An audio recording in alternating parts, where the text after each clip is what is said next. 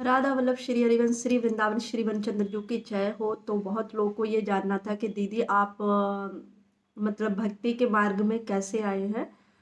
तो मैं आपको बता दूं कि मैं बहुत ढीठ हूँ और कहते हैं ना कि मुझे ईश्वर ना, एक होता है मारना और दूसरा होता है लात मारना।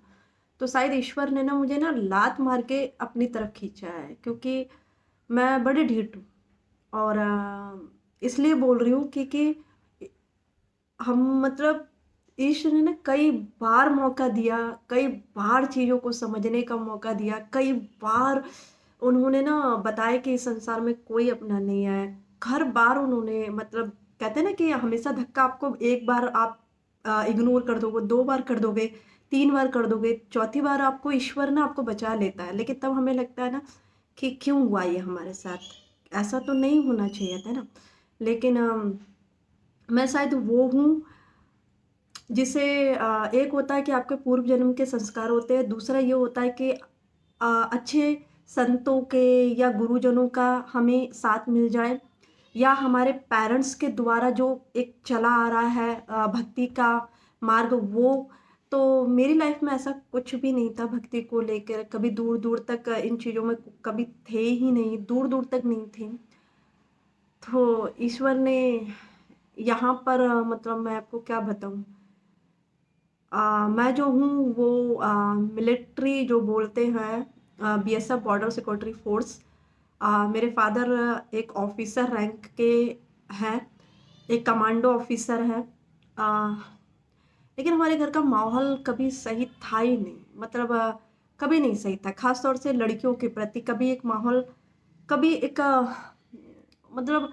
तो मेरे फादर के हिसाब से जो लड़कियां होती हैं, मतलब जो वुमेन्स होती हैं, ऐसा नहीं कि हम अपने बारे में ही बात कर रहे हैं, औरों के बारे में भी बात कर रहे हैं कि उनके लिए जो हर औरत होती है, हर लड़की होती है, हर औरत होती है, वो सिर्फ उनके पैरों की जूती होती है, सिर्फ उनके पैरों की। हालांकि वो एक मिलिट्री ऑफिसर है, सब कुछ है, इतना होने के बावजूद भी ना उनकी जो सोच है, क्योंकि उस मिलिट्री ऑफिसर होने से पहले वो एक गुंडे थे।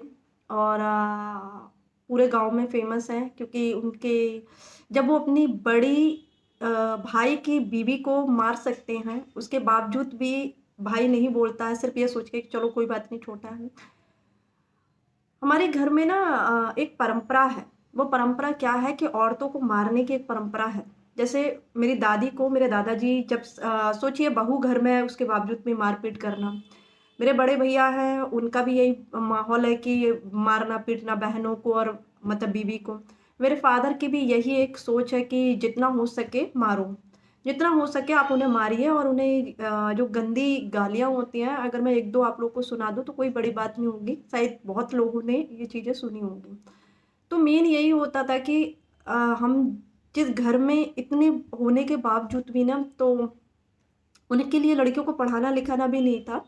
तो मेरा जो एडमिशन भी हुआ था वो 7-8 साल की उम्र में एडमिशन हुआ था। और कोई इम्पोर्टेंट नहीं थे हम लोग कि हमारे लिए पढ़ाना बहुत बड़ी बात है, कोई ऐसा खास वो नहीं था, सिर्फ इसलिए कि चलो अगर यहाँ पे उसमें आए हैं क्वार्टर्स में, मतलब कैंपस एरिया में आए हैं, तो लोग क्या कहेंगे, तो एक काम करो एडमिशन करा दो, सिर्फ ये एक था।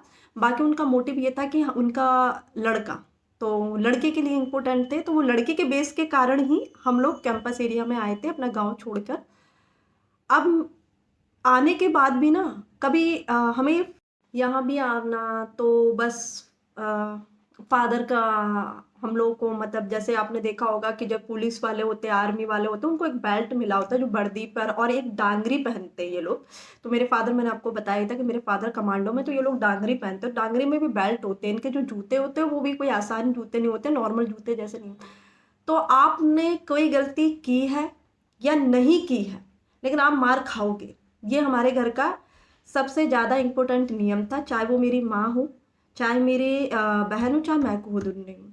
और ऐसा नहीं है कि ये चीज़ एक वो है, ये हमारे ठाकुर परंपरा है, हमारे ठाकुरों की एक परंपरा है कि औरत हमेशा लात खाएगी और मार खाएगी। तो हमारी जीवन की जितनी भी जीवन गुजरा है, मुझे आज तक बहुत 7-8 साल की उम्र में तो हमें पता पड़ा था कि ये हमारे फादर हैं, क्योंकि हम ज़्यादातर अपनी नानी के यहीं रहते थे, क्योंकि हमें सच में नहीं पता था। जब हम कैंपस में आए, जब हमें यहाँ कैंप गाँव से उठा के, क्योंकि ज़्यादातर हम कानपुर में ही रहते थे, तो हम नानी के पास ही रहते थे। जितना हो सके उतना ही हम नानी के पास रहते थे, वहीं खेलते कूदते। लेकिन हमें 7-8 साल की उम्र में मालूम पड़ा कि हमारे कोई फादर भी हैं और वो फादर ये हैं। लेकिन हमें हमें सिर्फ ये पता था कि ये जो मांस का एक इंसान बना हुआ है, वो इंसान मेरा फादर है। पर ये नहीं था कि उस फादर में कहते हैं ना, पापा अगर पाप ना करे तो वो पापा है।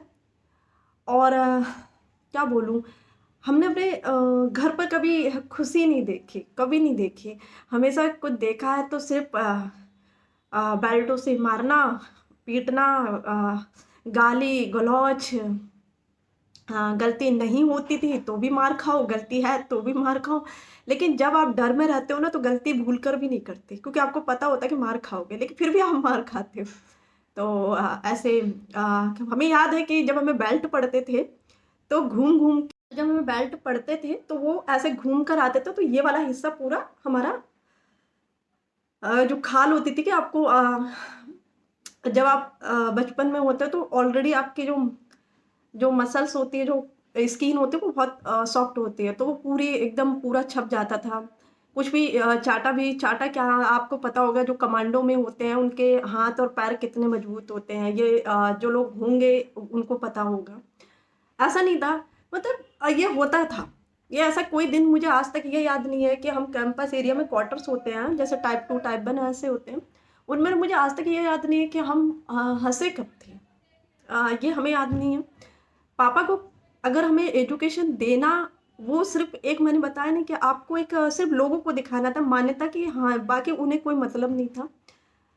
उनके लिए ये कहना है कि हम लड़कियों के लिए नहीं कमाते हैं, ना ही लड़कियां उनके लिए कोई मायने रखती हैं। उनके सिर्फ दो चीज़ें थी कि लड़कियां सिर्फ काम करने के लिए बनी हैं, जो घर का काम होता है।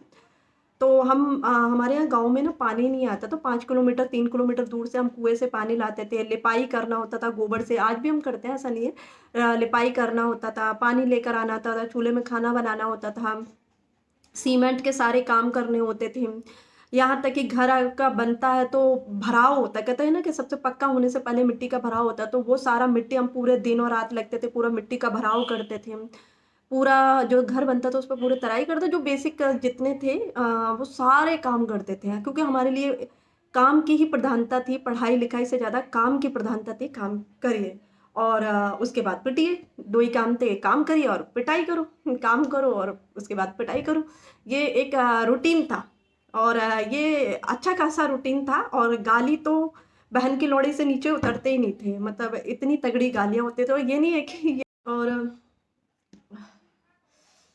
इस चीज़ से ना मम्मी भी फ्रस्ट्रेट हो गई, क्योंकि थप्पड़ एक एक होता ना, आपने एक थप्पड़ मार दिया, तो मेरे फादर थप्पड़ कम मारते थे, हमेशा बेल्टों से ज़्यादा मारते, बेल्टों से, जूते से। और तो और हमेशा वो ये कहते थे कि तू, अरे तुम्हें, तू मुझे जानती नहीं, मैं तुझे फाड़ दूंगा, मतलब ये वाला उनका वो रहता था। और गालियाँ तो मतलब मत मतलब आपको बता नहीं सकती कि वो वैश्या छिनार, मतलब इस लेवल की गालियाँ उनके मुंह से रहती थी। माँ माँ भी पिटती थी, क्योंकि माँ का तो मतलब माँ को मारना तो और भी आसान होता था। धीरे धीरे ये प्रोसेस ना चलती रही। हम लोग 7th क्लास, मतलब 7-8 के थे, तो डायरेक्ट इन्होंने क्या किया, हमारा एडमिशन 5th क्लास में करा दिया कि जल्दी जल्दी काम ख़त्म करेंगे और ऐसे करके हटा देंगे। जैसे ही ये 10th 12th होगा तो हटा देंगे, बस इतना ही था। सडनली आप यकीन नहीं करोगे, कुछ ऐसा हुआ कि जो आप सब कभी सोच ही नहीं सकते। मारपीट तक तो आप लोग दिमाग लगाओगे। सडनली मैं 8th क्लास में आती हूँ और मुझे मालूम पड़ता है कि मेरे फादर को अचानक से हमसे प्यार होना शुरू हो गया। हमें अपनी बेटियां मानने लगे, और ये नहीं पता था कि सोचती भी थी कि ये कैसे हो सकता है, कि ऐसे। बाद में मालूम पड़ा कि जब आपके हार्मोन चेंज होते हैं तो आपकी बॉडी चेंज होती है ना, आपके छाती, आपकी मतलब सब चीज़ें चेंज होना शुरू होती है।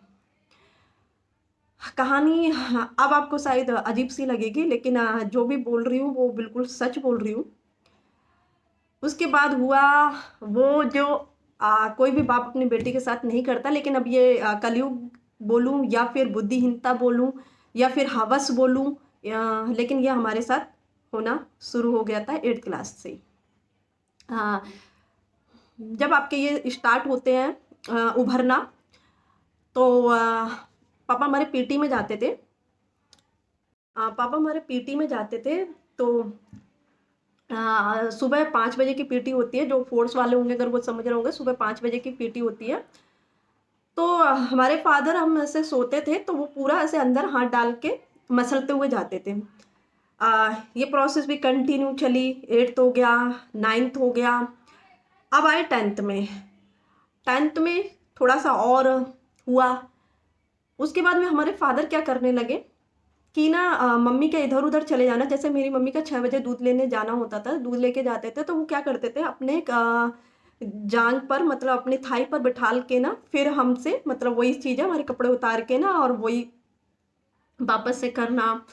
और ऐसा मतलब ये रूटीन चलता गया, और जिसमें मैं इरिटेट होती गई। और मतलब अब मैं ये बात कह नहीं पा रही हूँ, मैं अपने फादर को आंखें उठा के देख नहीं पा रही हूँ, लेकिन उनका ये चीज़ बंद नहीं हो रहा था। जैसे ही वो मौका देखते, मम्मी अगर झाड़ू लगाने जा रही हूँ, तो वो झाड़ू लगाने की जितनी देर वो झाड़ू लगाती, तो जैसे अगर मौका मिलता वो तुरंत आ जाते, तुरंत वही चीज़ें फिर दोबारा से हाथ डालते, करने लगते। मेरी माँ को ऐसा नहीं है, मेरी माँ ने परख लिया था, क्योंकि अब हर औरत अपने हस्बैंड की हरकत जानती है, और वो पहले से ही जानती थी। और मैं जो अपने मदर की हुई हूँ, वो शादी के तुरंत नहीं हुई हूँ, वो मेरे को 8-9 साल पैदा होने में लग गए, 9 साल पैदा होने में लग गए थे। जो हमारी राजस्थान की कुल देवी हैं करौली, तो वहाँ से उन्होंने मन्नत वगैरह मांगी थी, तो तब जाके मतलब वो 9 साल बाद मैं हुई। लेकिन हर इंसान अपने पति के बारे में बहुत अच्छे से जानता, पत्नी से ज़्यादा अपने पति को कोई नहीं जानता। तो वो कहीं न कहीं इस बात का शक हुआ, और उन्होंने मुझसे पूछा, तो मैंने उनको पूरी स्टोरी बताई। तो ये स्टोरी मैंने जब बताई थी, तो मुझे याद है कि उस क्वार्टर के, जहाँ हम नीचे रहते थे, और हमारे कैंपस एरिया में क्वार्टर्स में हमारे ऊपर ना एक जम्बू के रहते थे, रजत और सब्बी नाम थे। उस दिन उनका तो उस दिन मैंने मम्मी बैठी हुई थी, और उन्होंने मुझे ऊपर ऊपर से आवाज़ लगाई। उस टाइम फ़ोन वगैरह नहीं चलते थे, तो बुलाया, पूछा, तो मैंने पूरी बात रख दी। और वो दिन था सैटरडे का, क्योंकि मेरे फादर सैटरडे के दिन गाँव जाते हैं और मेरी दादी के पास मिलने के लिए। और मुझे पता था कि संडे को वो रिटर्न आते हैं, और ये बात है 9:30 बजे की, 10:30 बजे मेरे फादर आ गए थे घर पे। मेरी मम्मी ने बोला कि क्या बोलते हैं, पति ही देखता है शरीर को, ये सब बातें उन्होंने बोली। लेकिन ये आसान नहीं था, ये बंद ही नहीं हुआ, ये बिल्कुल बंद नहीं हुआ। उसके बाद मेरे फादर और चिढ़ गए, और उसके बाद उन्होंने, ये चलता रहा, और मेरे से बोलते रहे तूने बता दिया, तो वो और चिढ़ गए। उस चिढ़ में तो उन्होंने जो बेल्टों से मारना शुरू किया, जो गालियाँ देनी शुरू की, वो और ज़्यादा हो गई। उसके बाद आया 11th। 11th में मेरा रेप हुआ सुबह 11 बजे। उस दिन गुरु नानक जयंती थी, और हमारे जो कैंपस एरिया है, मतलब जो बीएसएफ बॉर्डर सिक्योरिटी का जो गुरु नानक का जो वो है, गुरुद्वारा है, उसमें एक मतलब टाइम है कि 2 बजे तक वो बंद हो जाएगा। उस दिन हमारे यहाँ ना कोई एंगेजमेंट वगैरह या लगन वगैरह होती हमारे गाँव में, वो हुई थी, वो था। मेरी दादी हमारे घर में ही रह रही थी। तो उस दिन मेरा रेप हुआ था, और वो बलात्कार मेरे किसी और ने नहीं किया, क्योंकि उस टाइम से वो चल रहा था। ये बलात्कार मेरे फादर ने ही मेरे साथ किया था, और एक बार नहीं, ये कई बार हुआ था। इसकी जानकारी मेरी माँ को बहुत अच्छे से है, वीडियो जा रही है, शायद उनको और भी पता होगा। मेरी जितनी फैमिली है उनको ये सारी बातें पता हैं। तो मैं अगर चुप थी, तो अपनी माँ की खुशी के लिए, क्योंकि मैं नहीं चाहती थी कि बच्चा जब अपने माँ को पिटता हुआ देखता है, तो हमेशा वो बाप से ज़्यादा अपनी माँ की तरफ झुकता है। जो मेरा भी एक झुकाव रहता है माँ के प्रति, कि वो भी पिटती थी। तो ये रेप होता रहा कंटिन्यू। मेरी माँ को इसके बारे में जानकारी थी, सब कुछ थी। मेरी दादी जिस दिन मेरा रेप हो रहा था 11th क्लास में, उस दिन मेरी दादी घर पे थी, तो 2 रूम थे, उसमें से क्या हुआ कि आगे वाले रूम पर मेरे साथ ये रेप हुआ। अच्छा, मेरी दादी को पीछे वाले कमरे में रख दिया गया, क्योंकि आगे वाले कमरे में होंगे तो अगर वो कोई आएगा तो वो ज़रूर गेट खोल देंगे। लेकिन उन्होंने क्या किया, मेरी दादी को बोला तुम सो जाओ, और कमरा मतलब गेट बंद कर दिया, ऐसे करके। दिक्कत ये थी कि मेरे फादर का काम सिर्फ चिल्लाना, मारना, अगर आपने आवाज़ उठाई तो उल्टा आपके ऊपर गलतियाँ थोप दी जाएगी ये कह के कि अरे ये झूठ बोल रही है, और आपको और ज़्यादा नंगा करके मारा जाएगा। मैं आपको सच बोल रही हूँ, मैं नंगा करके मारा जाएगा, ऐसे नहीं मारा जाएगा, नंगा करके मारा जाएगा। जो अपने ये अपने उड़ीस ये क्या बोलते हैं, आपने ये जो भी केस हुआ था जहाँ पे लड़की को ऐसे ही, तो मेरे फादर उस जल्लाद वाले इंसान हैं जो शायद आप लोग को नहीं समझा। मुझे लगता था ये सारी चीज़ें मेरे साथ ही घटना घट रही है, लेकिन मुझे ये नहीं पता था कि ये घटना मेरी सिस्टर के साथ भी घट रही है, और बहुत तगड़ी वाली घट रही है ना। जब उसने मुझे बताया तो मैं, मेरे साथ तो जो हो रहा था वो तो मैं हो ही रहा था, लेकिन मुझे लग रहा था चलो मेरी सिस्टर इस चीज़ में सेफ है। लेकिन मुझे मालूम पड़ा कि मेरी सिस्टर तो उससे भी पहले से ये चीज़ें गुजर रही हैं। जब उसने मुझे बोला कि तुम मुझे बचा लेना। अच्छा, माँ को ये चीज़ें मालूम है, ऐसा नहीं कि माँ को ये चीज़ें नहीं मालूम है। जब मैं खुद माँ को सारी चीज़ें बता रही हूँ, हर एक चीज़ सारी चीज़ें पता हैं। अब आप खुद ही सोचिए कि अगर घर में है, ऐसे कैसे हो सकता है कि माँ इतनी इग्नोर, इतना मतलब इतनी ज़्यादा कैसे इग्नोर कर सकती किसी भी चीज़ को, इतनी बड़ी तो सोचने वाली बात है ना, इतनी बड़ी बड़ी चीज़ें हो रही हैं और माँ चुप्पी साधे, ऐसे कैसे हो सकता है। मैं आवाज़ उठा रही हूँ तो वो आवाज़ क्या हो रही है कि मैं उठा रही हूँ, और माँ को जब पीटा जाता है, जब इस चीज़ में वो किया जाता है, माँ क्या करती है उल्टा। जब पीरियड्स के टाइम में भी क्या होता था कि आप पीरियड्स के टाइम में उस टाइम कमाते नहीं जो अपने लिए पैड वगैरह खरीद सको, है ना, तो आप माँ पे ही डिपेंड रहते हो। लेकिन जब पीरियड शुरू हुए 8th क्लास में, तो वो बोलते हैं कि अरे अब तो तुम मेरे को बोलते हैं रंडी हो गई और अब तो तुम मेरे बराबर की हो गई हो। तो वो मुझे आज तक माँ का कभी लॉजिक समझ नहीं आया, और गाली देना, गंदी गंदी बातें करना, इस तरीके से माँ का ये स्टार्ट हो गया था। लेकिन मैं ये समझ रही थी कि चलो ठीक है, हो सकता है कि माँ के ऊपर जो होता है वो भी इरिटेट हो गई हैं चीज़ें बहुत ज़्यादा, क्योंकि मारना, पीटना, गाली गलौज करना, घर में ये घिनौनी हरकतें हो रही जो माँ को ऑलरेडी पता है। लेकिन अजीब बात मेरे लिए थी कि माँ सब जगह क्यों नहीं कह रही है, माँ इस बात पे आवाज़ क्यों नहीं उठा रही है। मैंने जब आवाज़ उठाई तो मुझे और बुरी तरीके से मार पीट, गाली गलौज, मतलब इन चीज़ों से शुरू किया, क्योंकि मेरे बाप कभी भी हमें थप्पड़ से नहीं मारता, हमेशा बेल्टों से मारता। और जिन लोगों को अगर लड़का भी बाप के हाथों से बेल्टों से मार खाता तो उसे पता होगा बहुत तेज लगती है, और हम तो कंटिन्यू मार खाते। फिर हमारे फादर ने एक चीज़ और नया कर लिया कि जब भी छोटी बहन के साथ हो और वो मुझे बताए तो मैं उसके लिए आवाज़ उठाऊं तो वो और चिढ़ने लगे। लेकिन ये चीज़ें हमारे घर में बंद नहीं हुई। रेप आए दिन का काम था, बलात्कार होना, हमारे साथ सोना, उनके गंदे हरकतें करना, अगर हम इग्नोर करें उस चीज़ के लिए बोले तो वो और हावी होते थे। ये सहते सहते ना एक लंबा जर्नी निकल गई। लेकिन घुटन इस बात की होती है मुझे कि मेरी माँ इस बात पे नहीं बोली। उसके बाद भी चलता रहा है। मेरे बाप को जो गठिया बात करके होता है, जिसमें यहाँ पे जॉइंट पेन भी बोलते हैं, वो वाली बीमारी हो गई। तो हम लोग क्या करते थे, रोज बैठ के ना मालिश करते थे, हम दोनों बहनें ही मालिश करते थे।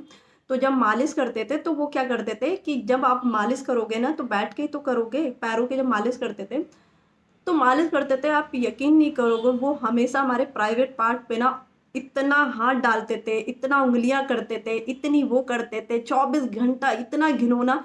माँ देख रही है। शॉकिंग ये था कि माँ के सामने हो रहा। मैं एक लड़की सबसे पहले अपनी माँ से बात करती है, सबसे पहले अपनी माँ को बताती है, लेकिन माँ आवाज़ नहीं उठा रही। मेरे लिए दुख का कारण ये है कि माँ आवाज़ नहीं उठा रही। ये सिलसिला चलता रहा, चलता रहा, चलता रहा, चलता रहा, चलता रहा, चलता रहा, और मैं साइलेंट हो गई। एक टाइम तो ऐसा आ गया कि मैं किसी से बात भी नहीं करती थी। आज भी नहीं करती हूँ मैं किसी से बात, मतलब ना बाहर वाले इंसान से बात करती हूँ, ना घर वाले इंसान से बात करती हूँ। ये सिलसिला बहुत चला। फिर उसके बाद मुझे अपने बहन का वॉशिंग तक कराना पड़ा, जो उधमपुर एसटीसी में मेरे फादर की, जम्मू में है उधमपुर, अगर कोई जो जानता होगा वो समझ लेगा। 3 महीने रही तो मुझे उस अपनी सोचिए, अपनी ही बेटी के साथ बहुत अच्छे से रिलेशनशिप बना रहा, और 3 महीने तक क्या गुल खिलाए होंगे ये तो आपको भी पता है कि 3 महीने तक। उसके बाद वो यहाँ पर आती है, हमें पता नहीं पड़ा। उसे पेन किलर दिए, वो क्या बोलते हैं अबॉर्शन जो किलर होते हैं वो दिए गए, 2-2 बार दिए गए। हैवी ब्लीडिंग हुई उसकी 3-3 महीने तक। उसके बाद अबॉर्शंस हुए उसके, तब जाके ये ख़त्म नहीं हुआ, ये आसान लग रहा है, लेकिन इतना पेनफुल है ये कि इंसान रोता नहीं है, पर ना शायद सांसें थम जाती हैं। सडनली क्या हुआ, लोगों के द्वारा बोलने पर होता ना इसकी शादी शादी करना शादी करना, तो एक लड़का ढूंढा गया। लेकिन कहते हैं ना कि सबसे पहले आप अपने छोटे भाई बहन को बचाओगे, है ना। तो जो लड़का ढूंढा गया, मैंने उसी लड़के से अपनी सिस्टर की शादी कराई है। वो भी उसमें है, ऐसा पुलिस में है। और सबको पता है ये वाली बात तो, कि हाँ मैंने शादी कराई है। और जिस जो मेरे, तो मैं मेरी कसम खा ली थी कि पहले मैं इस घर की जो ये चल रहा है, गंदगी चल रही है, आपको यकीन नहीं होगा, खेतों में हमारे यहाँ शीतला माता पड़ती है, तो वो जंगलों में विराजमान होती, तो खेतों में ले जाके, सरसों के खेत होते हैं, वहाँ गंदगी करना मेरी सिस्टर के साथ। और ये गंदगी का लेवल इतना ज़्यादा बढ़ गया था, इतना ज़्यादा बढ़ गया था कि आप सोच रहे थे कि सिर्फ आपके साथ ये बलात्कार हो रहा है, ये रेप हो रहा है, ये सेक्सुअल हरेसमेंट हो रहा है, घिनौनी हरकतें हो रही है। और मेरे लिए दिक्कत ये थी कि मेरी माँ की चुप्पी मुझे बर्दाश्त नहीं हो रही थी, और मैं सिर्फ इसलिए सब कुछ सह रही थी कि मैं नहीं चाहती थी मेरी माँ पिटे या गाली खाए। माँ इसलिए भी चुप है कि समाज में इज्जत, ठाकुरों की इज्जत, मतलब कैसे समाज में इज्जत, मान लिया कि ठीक है तुम हवेली, मेरी माँ थोड़ी रिच है क्योंकि वो हवेली के घरों से है, बहुत बड़ी बड़ी हवेलियां हैं उनकी, चौहान खानदानों की हैं, तो बहुत हाँ, उनके भाई विधायक भी हैं। तो क्या माँ का सिर्फ एक पति के प्रति ही कर्तव्य है क्या? उसके जो बच्चे हैं वो सार्वजनिक हैं क्या, कि वो अपने आप ही आ गए कि माँ बाप को बच्चों की जरूरत है तो माँ बाप आए ना। अ, बच्चों ने तो नहीं कहा कि हमें। फिर ठीक है, दुख इस बात का है कि माँ ने एक फर्ज तो निभा लिया कि आवाज ना उठाने का अपने पति के प्रति। पति ने भी गेम खेल दिए।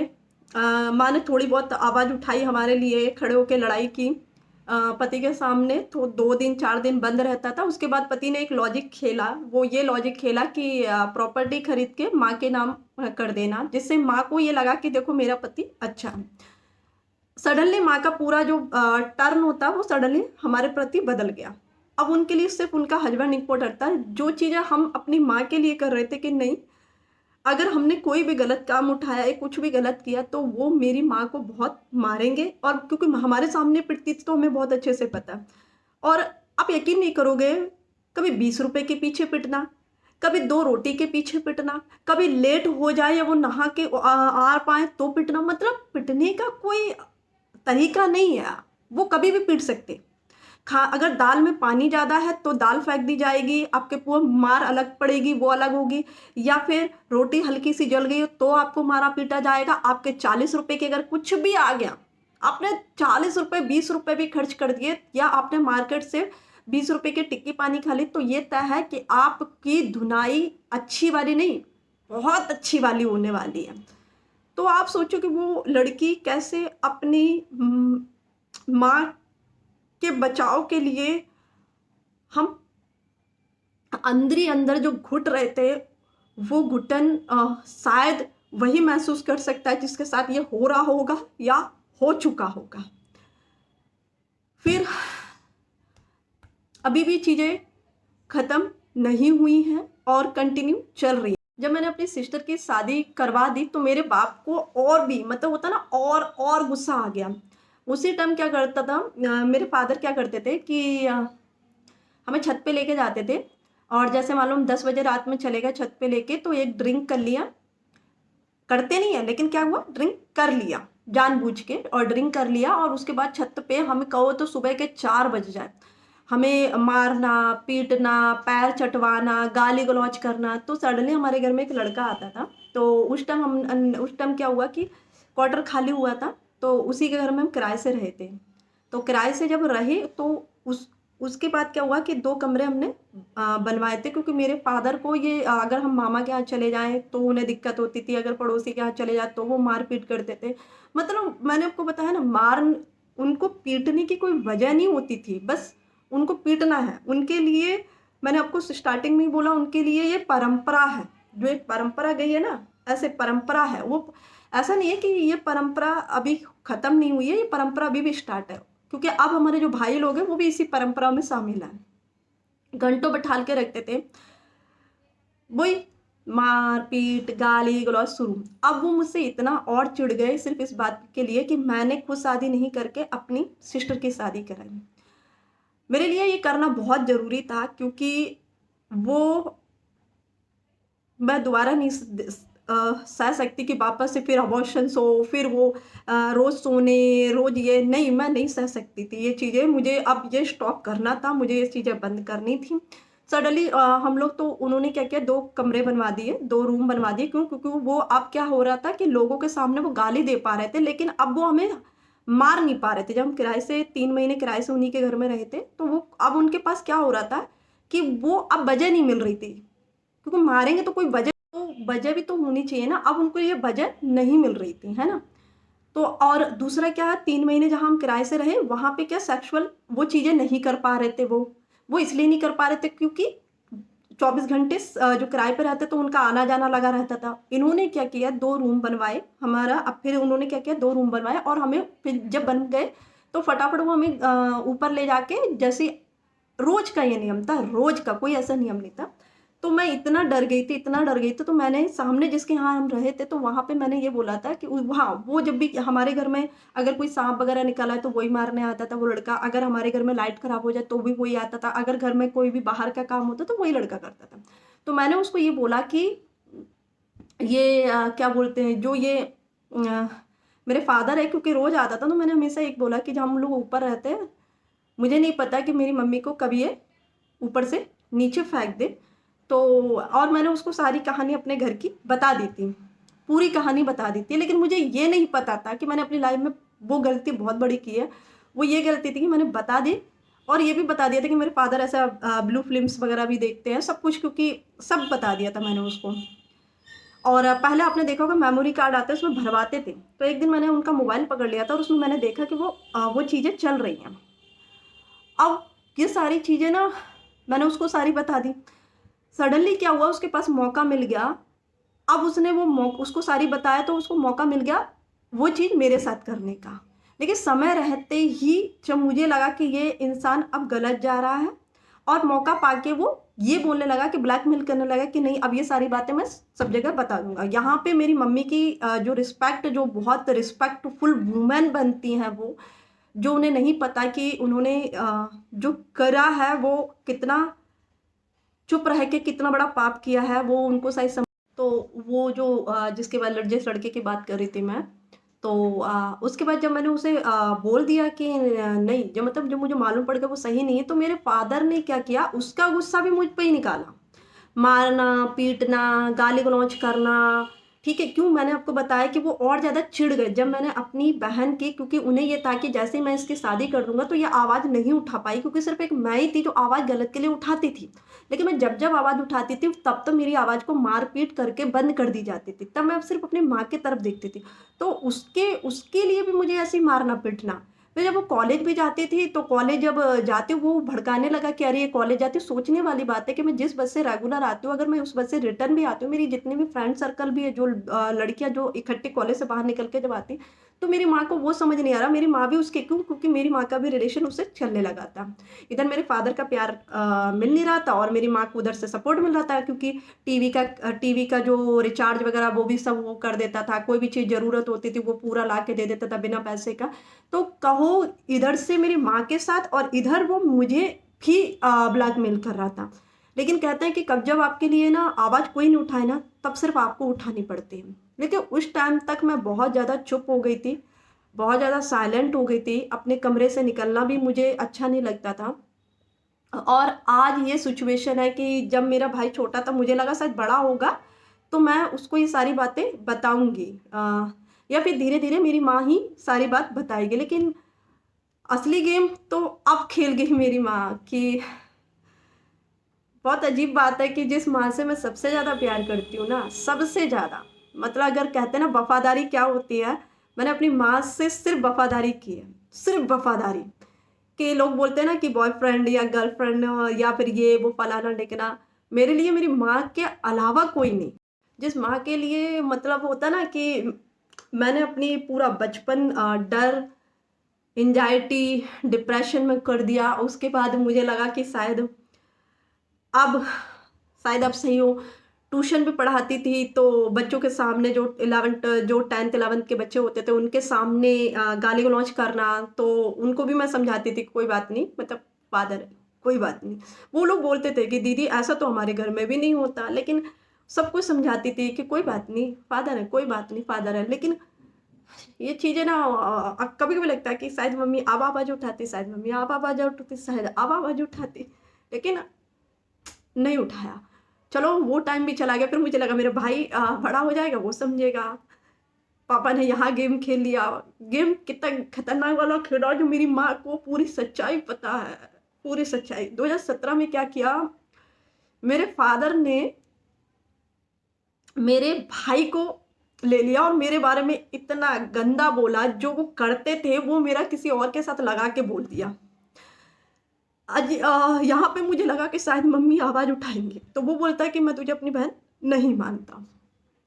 मुझे लगा कि शायद, फिर भी मुझे लगा क्योंकि एक भाई को, वो छोटा था तो उसे स्कूल के लिए तैयार करना, जब वो खेलने के लिए उसके साथ खेलना, घंटों तैयार करना, उसका टिफ़िन तैयार करना, उसकी पढ़ाई से लेके लिखाई से लेकर उसको जो सामान चाहिए उसके लिए तुरंत स्कूल और ट्यूशन छोड़ के उसके लिए जाना, उसके स्कूल में जाना, उसका जितना पेंडिंग होमवर्क होता था वो सब, मतलब सब कुछ करना। शायद मैंने अपने अगर कहते हैं ना बड़ी बहन के लिए जो भाई होता है वो बेटे के समान होता है, तो ऐसा कुछ नहीं है जो मैंने अपने भाई के लिए नहीं किया। लेकिन दुख इस बात का है कि उसे फिर मेरे फादर ने इतना ज़्यादा उसको अ, भड़का दिया कि ये तो ये है। अजीब बात ये है कि मेरी माँ हमेशा ऊपर सोती है और मैं आज भी ज़मीन पे ही सोती हूँ, गद्दा बिछा के नीचे ही सोती हूँ। जिस माँ अपनी पूरी सैलरी मैंने इंटीरियर जो होता है घर का वो उसमें पूरा लगा दिया।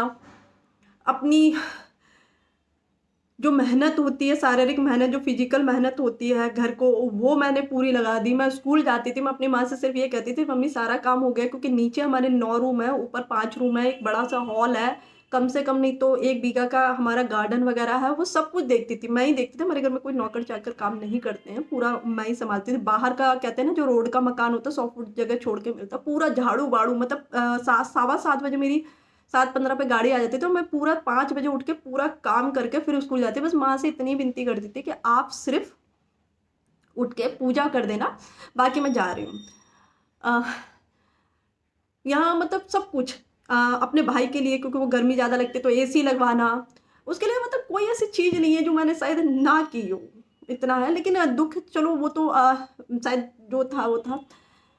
अजीब बात ये थी कि उसने एक बार भी नहीं सोचा। मैंने कई बार उसे बोला कि अगर मेरे अंदर ये थोड़ा जो भरा हुआ है गुस्सा, अ, क्योंकि मैं कभी ज़्यादा बोलती नहीं हूँ किसी से, और अगर मैं बोलती हूँ तो बहुत, एक होता है ना कि ऐसा वाला बोलती हूँ, तो मैं ज़्यादा वो उसमें यकीन नहीं रखती हूँ, मुझे स्ट्रेट बोलना होता है। मैं आज भी अगर वीडियो में भी बोलती हूँ मैं स्ट्रेट बोलती हूँ, उसमें लिए घुमा फिरा के नहीं, ये वो फलाना ढिकना नहीं, ऐसा है।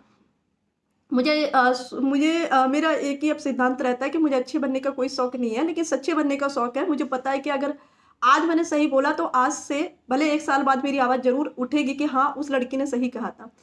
तो उसको भी भड़का दिया। उसकी फिर ये चलता रहा। हाँ, अब भाई ने वो किया जो मैंने सपने में भी नहीं सोचा था। सबसे पहले उसने मारना शुरू किया और सीधे बोलता था कि अरे जाओ भाग के शादी कर लो जाके। अब सोचने वाली बात है कि एक आज तक कभी नहीं सुना होगा कि माँ-बाप बोल रहे हो भाग के शादी कर लो, और मैं लड़की होके ये काम नहीं करना चाहती। लेकिन मेरी माँ, मेरे बाप और मेरी भाई ने ये चीज़ें शुरू कर ली है। अब क्या वो बना नहीं पता, लेकिन ये चीज़ें उन्होंने शुरू कर ली कि भाग के शादी कर ले, ये कर ले लड़कियों के। जो मैं आपको बता चुकी हूँ, मेरे फादर के दिमाग में सिर्फ़ यही है कि अगर आप उनके साथ सोओगे, तो वो आपकी आगे की आपके लिए आपका भरण-पोषण करेंगे, वरना आपकी कुछ नहीं करेंगे।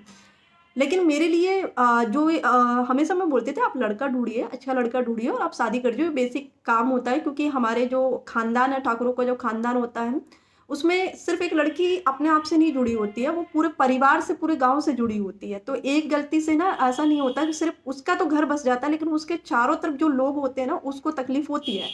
क्योंकि कभी न कभी पूछा ज़रूर जाता है कि कैसे शादी हुई है? तो वो तो मेरा क्लियर था, क्योंकि मैंने बड़े पापा से, अपनी दीदियों से, चाचा वगैरह से सबसे क्लियर बोला था कि जो ये बोलेंगे वो मैं आजीवन नहीं करूँगी। हाँ, पर आप लोग लड़का ढूँढ लीजिए, आप मेरी शादी कर दीजिए। लेकिन उन्होंने ये काम भी नहीं किया, आजीवन नहीं। उनका ये कहना था कि भाग जाओ, कहीं भी चली जाओ, रहो जाके, हमें कोई मतलब नहीं है। इस तरीके से ये माहौल पूरा क्रिएट कर दिया गया था। लेकिन फिर मुझे तकलीफ़ इस बात की हुई कि मैं हमेशा अपनी माँ की तरफ देखती थी और वो नहीं बोलती थी।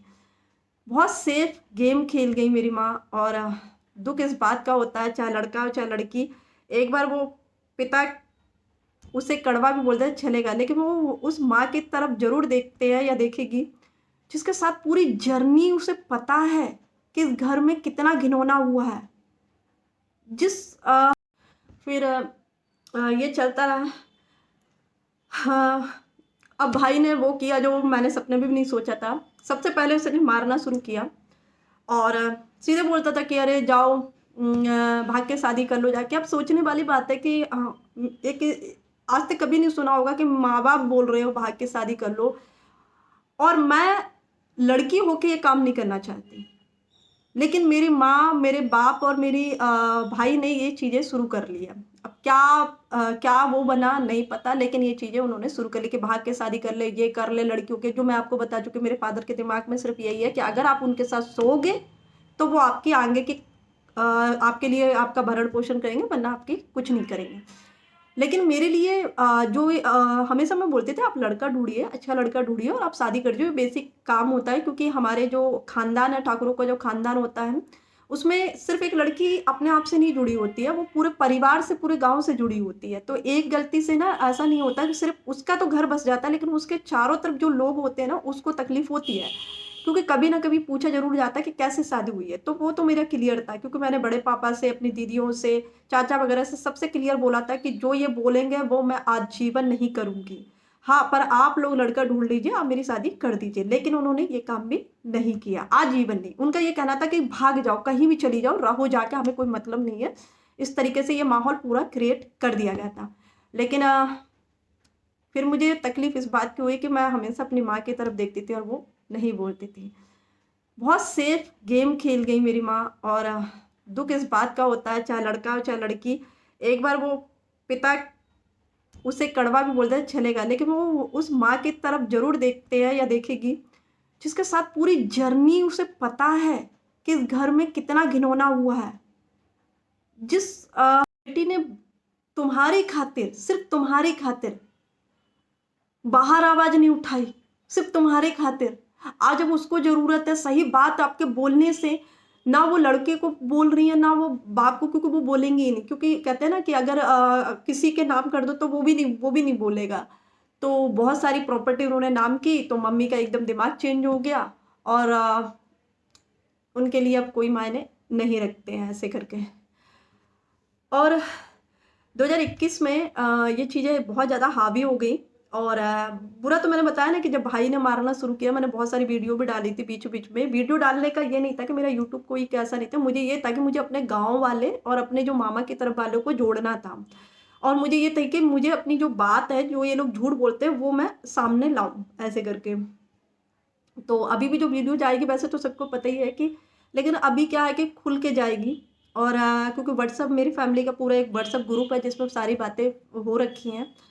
ये तो उसके बाद 2021 में सडनली क्या हुआ कि अब आती है भक्ति की बारी। सबसे पहले ठाकुर जी ने ना वो किया जो मैंने कभी सोचा ही नहीं था। सबसे पहले वो जो होता है ना आपके हिडन चेहरे, वो धीरे-धीरे ऐसा खोलना शुरू किया। तो मैंने आपको पहले बताया कि मैं अपनी सबसे ज़्यादा माँ से प्यार करती हूँ, और अपने लिए मैंने आज तक, मुझे ये याद नहीं कि मैंने अपनी माँ से कोई भी चीज़ छुपाई हो।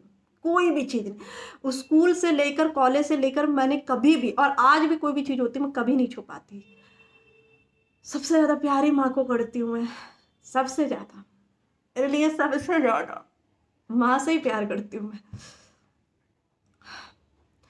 और बता, रो अगर कोई इंसान, या तो माँ खत्म हो गई हो तो रोना है, मेरे लिए तो सारे लोग मेरे जिंदा हैं, सब लोग जिंदा। मैं चाहती हूँ सारे जिंदा रहें, खुश रहे। बट दुख तो इसी बात का है कि माँ नहीं बोली, आज भी नहीं बोली। बेटी ने तुम्हारी खातिर, सिर्फ तुम्हारी खातिर बाहर आवाज नहीं उठाई, सिर्फ तुम्हारे खातिर। आज जब उसको जरूरत है, सही बात आपके बोलने से ना वो लड़के को बोल रही है ना वो बाप को, क्योंकि वो बोलेंगे ही नहीं, क्योंकि कहते हैं ना कि अगर किसी के नाम कर दो तो वो भी नहीं बोलेगा।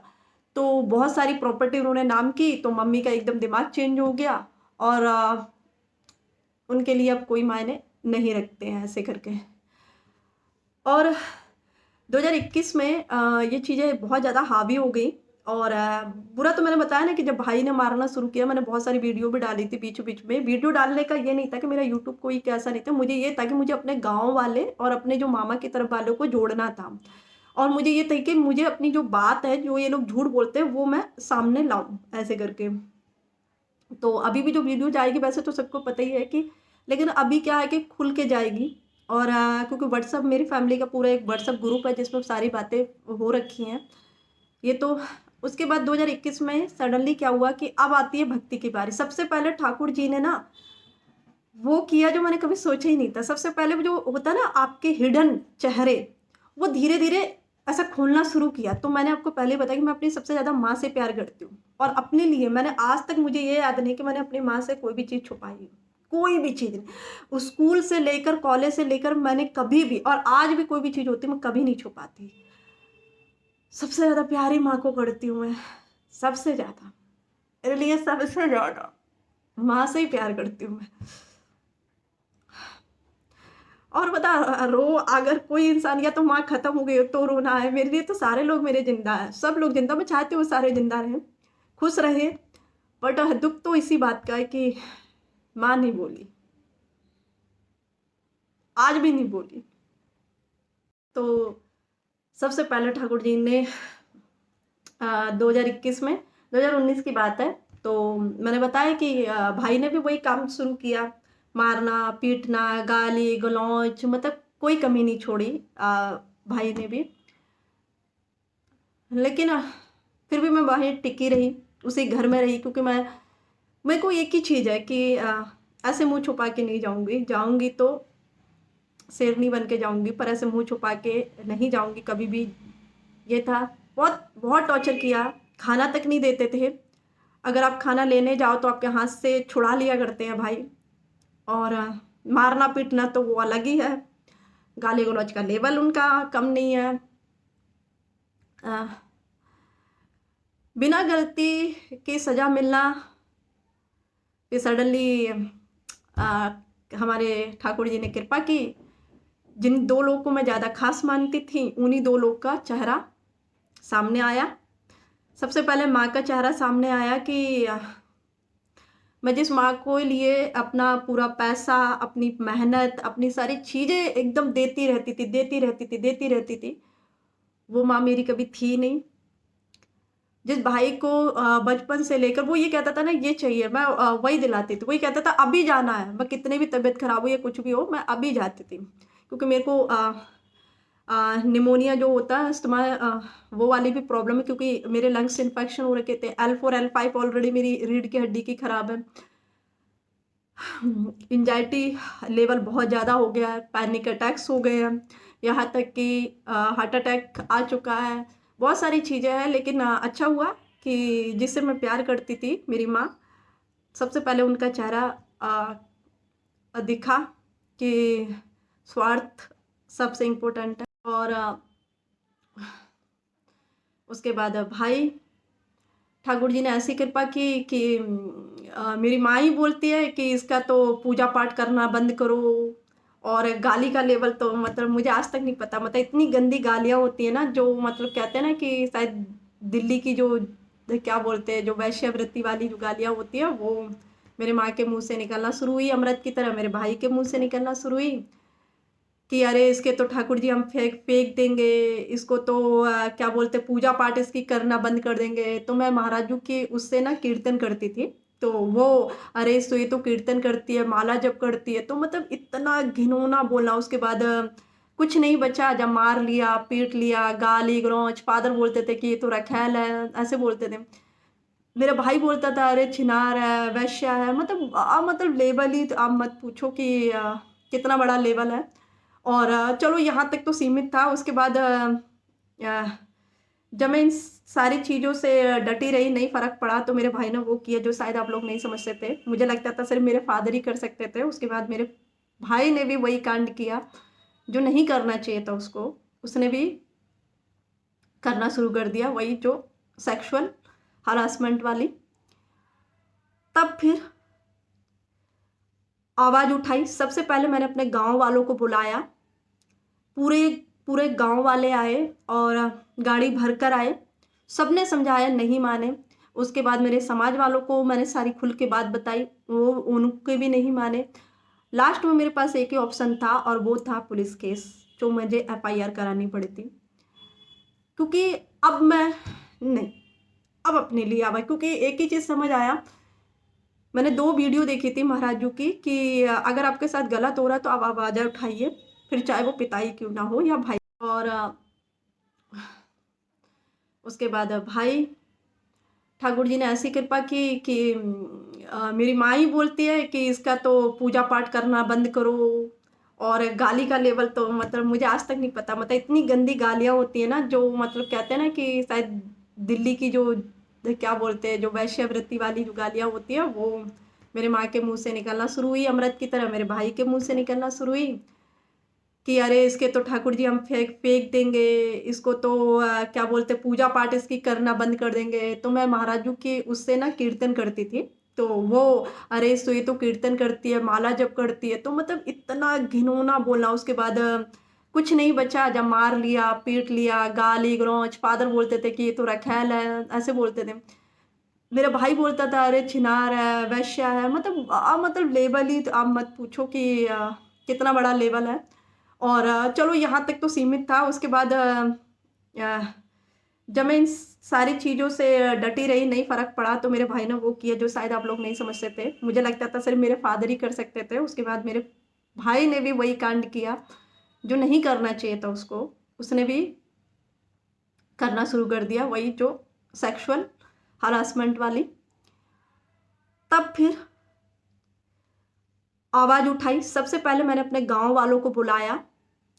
पूरे पूरे गाँव वाले आए और गाड़ी भर कर आए। सबने समझाया, नहीं माने। उसके बाद मेरे समाज वालों को मैंने सारी खुल के बात बताई, वो उनके भी नहीं माने। लास्ट में मेरे पास एक ही ऑप्शन था और वो था पुलिस केस, जो मुझे एफआईआर करानी पड़ी थी। क्योंकि अब मैं नहीं, अब अपने लिए आवा, क्योंकि एक ही चीज़ समझ आया। मैंने 2 वीडियो देखी थी महाराजू की कि अगर आपके साथ गलत हो रहा है तो आप आवाज़ उठाइए, फिर चाहे वो पिता ही क्यों ना हो या भाई। बड़े पापा वगैरह को सबको बात बताई, किसी को ये नहीं कहा कि एफआईआर करने से पहले मैंने कोई भी अपने परिवार का जो सदस्य है उनको ये सारी चीज़ें नहीं बताई। लेकिन मेरी माँ अ, मतलब भाई चलो बचपन में माँ के लिए, लेकिन भाई भी इस तरीके से मारता था कि पूरा जो स्किन है वो पूरे उधेड़ देता था। और पैर जो, क्योंकि 6 फुट 2 इंच है और उसकी जो वज़न है वो 90 केजी है, तो वो इतना मतलब होता है ना जैसे दारू पी के मारते हैं इंसान, इस तरीके से मारना पीटना उसको, बहुत मारता मतलब इस तरीके से। मुझे आज भी याद है कि नीचे जितने किराएदार रहते हैं वो सारे पूछते थे, दीदी ये कैसे लग गया? दीदी ये क्या? सबको पता था, क्योंकि नीचे आवाज़ आती है, सबको पता था कि ये इनका भाई करता है और कोई नहीं करता। सब जानते भी हैं, आज भी सबको पता है कि इनका भाई गंदा है और ऐसा करता है। बाप तो था ही, लेकिन भाई ने भी कोई कसर नहीं छोड़ी है।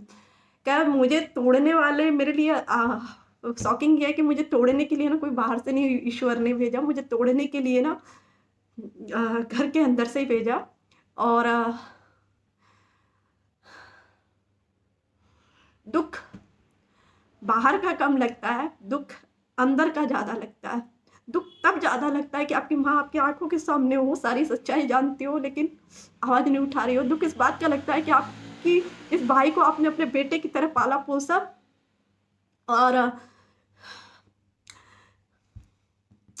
लास्ट में वो वही करता है जिस भाई के लिए वो कोई भी तैयारी करता था, तो मतलब 24 घंटे में से वो मुश्किल से आधा घंटा 1 घंटा या 10-15 मिनट के लिए उठता है, सिर्फ टॉयलेट जाने के लिए या फिर मतलब बाहर में जो भी करने के लिए। खाने से लेके पीने से लेके उसके बेड पे रखते थे हम। मतलब ये सेवा होती है ना, कपड़े से, लत्ते से, बेड से, मुझे नहीं पता उसने कुछ छुआ होगा। लेकिन कभी जब पता पड़ा कि आप अगर एक होता ना कि आप गलत रास्ते पे जा रहे हो, तो वो एक अलग बात होती है। आपकी कोई गलती नहीं है, फिर भी आप सिर्फ एक काम के लिए कि लड़की मेरे साथ सोई क्यों नहीं। फादर का ये था, अरे उसकी शादी सिस्टर की कैसे कर दी, ये सोई क्यों नहीं।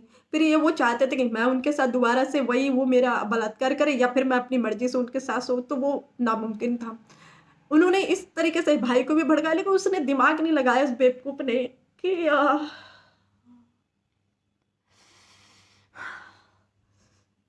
मेरे तो कहीं का अभी भी यही है कि माँ को आवाज उठानी चाहिए थी, क्योंकि बच्चे माँ के भरोसे आते हैं, बाप से ज्यादा माँ के भरोसे आते हैं। आवाज उठानी चाहिए। लेकिन ये भी अच्छा हुआ कि ईश्वर ने वक्त रहते, अगर वो मर जाती तो शायद मैं ये मलाल करती अंदर ही अंदर की शायद मैं बोल पाई। लेकिन सब जिंदा है, कोई बीमार नहीं है, कोई किसी को कोई वो नहीं है कि खांसी जुकाम, बहुत अच्छे से हैं। सब अच्छे खासे खाते हैं पीते हैं, मस्त है, कोई दिक्कत नहीं। लेकिन आप बहुत अच्छा किया कि मुझे सबका चेहरा दिखा के, अब सच में मुझे ना आस नहीं है, लेकिन हाँ जो मुझे बीच बीच में हाँ अटैक हुआ, उसके बाद अभी भी मैं हूँ, कई कहो तो कई कई दिन हो जाते हैं मैं अपने कमरे से बाहर नहीं निकलती हूँ। और दिन का भी पता नहीं पड़ता है, कभी कभी मैं दिन भी भूल जाती हूँ कि दिन कौन सा चल रहा है, ये भी होता है, बहुत ऐसा है। लेकिन हाँ, अब ज़्यादा खुश हूँ क्योंकि अब मैं ठाकुर जी की हूँ सिर्फ, क्योंकि अब किसी के प्रति ना मुंह है, ना प्यार है, ना अपनापन है। और बहुत अच्छा हुआ कि किसी के प्रति नहीं है, क्योंकि सिर्फ मुझे समझ आया कि ईश्वर के प्रति कोई नहीं है। मुझे आज भी याद है कि 2023 में अप्रैल में मेरे भाई ने बहुत मारा था, जो इधर से पूरा निकल गया था, ये पूरा पूरा निकल गया था। और मैं पूरी रात ऐसे ऊपर देखती रही पंखे में, और जब 4 बजे तो हनुमान जी का मंदिर था, बहुत बड़ा है, बहुत मान्यता है, मैं वहां चली गई। उसके बाद अक्षय तिथि का दिन पड़ा हुआ था 2023 में, मुझे नहीं पता था उस दिन अक्षय तिथि है, तो मैं बिहारी जू के पास गई और एक ही बात कही थी मैंने उस दिन बिहारी जू से कि मुझे मार नहीं खानी, मुझे गाली नहीं खानी अब। और लेकिन वही हुआ कि मुझे इतनी हिम्मत दी ठाकुर जी ने कि मैं आवाज़ उठा पाऊँ, और वो आवाज़ मैंने उठाई। इस बात के लिए मैं खुद को प्राउड फील करती हूँ कि हाँ, मुझे बहुत पहले ये आवाज़ उठानी चाहिए थी। मैंने स्टार्टिंग में बोला कि मुझे हर बार मौका दिया गया ईश्वर की तरफ आने का, लेकिन शायद मैं बहुत ज़्यादा ढीठ थी कि ना मैं थप्पड़ों से मानी, ना मैं उससे मानी। लेकिन कहते ना कि फिर जो लात मारी ईश्वर ने, जो अपने पास खींचा, वो शायद मतलब मैं कभी वापस अब लोगों के पास नहीं लौट सकती हूँ, क्योंकि अब हिम्मत नहीं है, अब किसी पे विश्वास नहीं है, अब ना किसी को खोने की इच्छा है, ना किसी को पाने की इच्छा है। कहते हैं कि अब बहुत दूर निकल गई हूँ मैं उन सब चीज़ों से। हाँ, ना ये है कि मैं बहुत ज़्यादा अमीर बन जाऊँ, ना बहुत ज़्यादा, क्योंकि सब कुछ है, मुझे आज तक ये नहीं पता कि क्या नहीं है मेरे पास, सब कुछ है, लेकिन अब कुछ चीज़ें पाने की इच्छा नहीं है। और बहुत खुशी है कि अब मैं सही जगह हूँ, जहाँ से मुझे कभी धोखा नहीं मिलेगा, और वो है ईश्वर। फिर उसी में 8 मई के दिन मैंने एक महाराज जी का सत्संग, एकदम सत्संग सुना, और मुझे आज भी याद है, क्योंकि उसके 2 दिन पहले ही मैंने मार खाई थी, बहुत तगड़ी वाली मार खाई थी। और मैं वो चीज़ ना अंदर से ना, 2 तरीके के दुख होते हैं, एक होता है आप चिल्लाते हो, एक तरीका होता है फिर आप चिल्ला नहीं पाते, फिर आप कुछ कह नहीं पाते, आपको नहीं समझ आता। तो वो सर महाराज जी का वीडियो दिखा, मैंने एक ही दिन में कम से कम भी तो 100 वीडियो देख लिए। समझ आ गया कि सब मेरे कर्मों का खेल है, लेकिन एक नहीं, एक नहीं। रेप होना, बलात्कार होना मेरे कर्म नहीं हो सकते, वो भी अपने ही फादर के यहाँ पे नहीं, बिल्कुल नहीं। अपने भाई के साथ नहीं, बिल्कुल नहीं, बिल्कुल नहीं हो सकता। तो फिर उनके पास गई, पर दीक्षा का ऐसा कोई मेरा मन नहीं था कि ऐसा कोई दीक्षा के लेने का कुछ ऐसा था नहीं मन में, मतलब किसी तरीके का विचार नहीं था। तो वहां पे जब मैं केली कुंज गई तो वहां पे ऐसे बोर्ड लेके खड़े हुए थे, देखा, बुक लेकर आई जो सामने मिलती है, बस एक बुक उसी टाइम लॉन्च हुई थी, वो 120 140 की एक ही बुक थी जिसमें सब कुछ था। सडनली ले ली और बस शुरू कर लिया, पढ़ना आता नहीं था तो यूट्यूब पे दिखाया तो पढ़ना आ गया सब कुछ। फिर श्री जी के पास गई, अब वो कहते हैं ना, नाम जप करो तो आपकी इच्छा कर दो, क्योंकि मेरे पास कोई था ही नहीं मेरा अपना जिससे मैं बात कर सकूं, जिससे जिसके साथ रो सकूं, जिसके साथ हंस सकूं। तो मेरे लिए तो यही थी। उसके बाद फिर क्या हुआ, श्री जी के नवंबर में श्री जी के पास गई और बस इतना ही बोला था, दीक्षा दे दो। उसी साल की बात है, दीक्षा दे दो। उसके बाद राधा वल्लभ लाल के पास गई तो जो गोस्वामी मोटे वाले बैठे होते, सॉरी नाम नहीं पता मुझे, जय जय बोलते हैं उनको। उन्होंने एकदम सडनली बोला, उन्होंने बोला कि तुझे हमने पहले यहाँ नहीं देखा। तो मैंने बोला महाराज आपने इसलिए नहीं देखा क्योंकि आपकी नज़र नहीं पड़ी। तो फिर उन्होंने ऐसे पीठ पे ऐसे ऐसे किया और मैंने उनको भी ऐसे ही बोला, मैं ऐसे ही रोके कि मुझे दीक्षा चाहिए। तो उन्होंने ऐसे करके बोला कि राधा वल्लभ लाल की तरफ देख के बोला कि इनसे बोल दो। मैंने बोल दिया। मैं दूसरे दिन की बात है, मैं दूसरे दिन वहाँ गई तो मुझे दीक्षा मिल गई। उन्होंने जो जो पूछा मैंने बता दिया। तो ऐसा मेरा कोई स्पेशल मेरा वो नहीं था कि ऐसा, लेकिन ये बात सच है,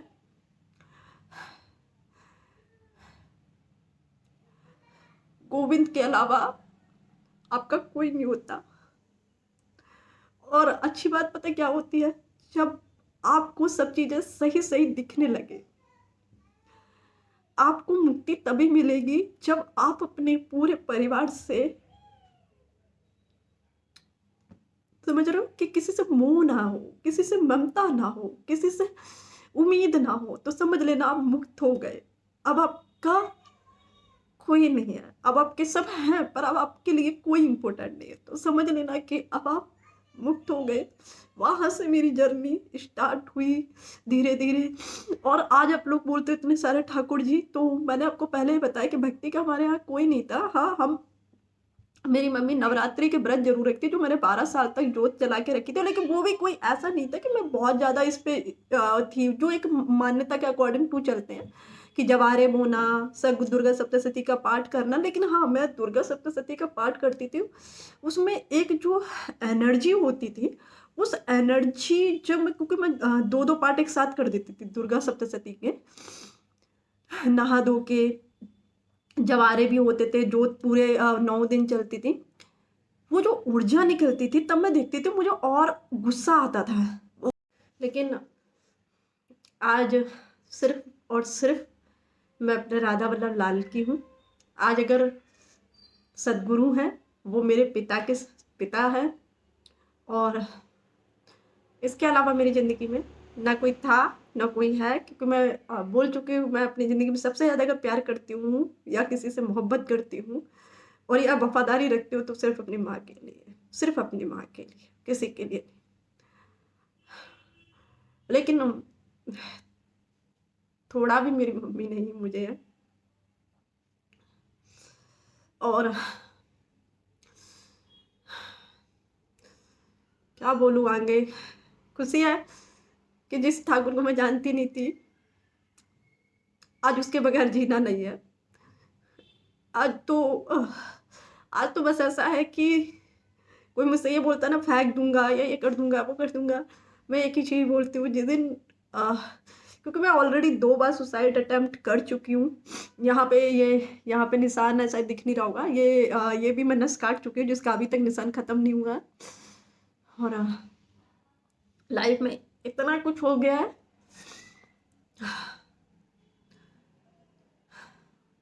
कि अब तो लगे, अब एक ही चीज़ है कि अगर सांस जितनी सांस चले ना वो एक एक सांस मेरे सदगुरु के चरणों में समर्पित है, मेरे राधा वल्लभ लाल के चरणों में समर्पित है, जिसने सच में मुझे बताया कि गोविंद ये है, जिसने सबसे सबसे ज़्यादा बताया कि श्री जी ये है, जिनको मैंने जाना है कि वो मेरी हैं, तो वो मैंने अपने सदगुरु से ही जाना है, क्योंकि माँ ही बताती है कि उसका पिता कौन है। तो मेरी पूरी ज़िंदगी अब सदगुरु के चरणों में समर्पित है, ठाकुर जी के चरणों में समर्पित है, और इसके अलावा मेरे पास कुछ है भी नहीं।